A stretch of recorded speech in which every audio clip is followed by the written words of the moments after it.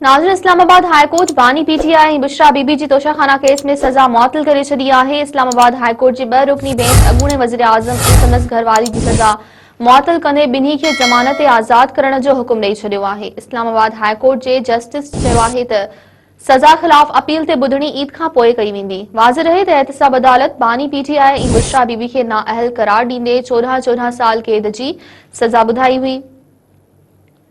नाज़रीन, मां हिकु भेरो ॿीहर ब्रेकिंग न्यूज़ पिया ॾियूं त इस्लामाबाद हाईकोर्ट बानी पीटीआई ऐं बुशरा बीबी जी तोशाखाना केस में सज़ा मुअत्तल करे छॾी आहे।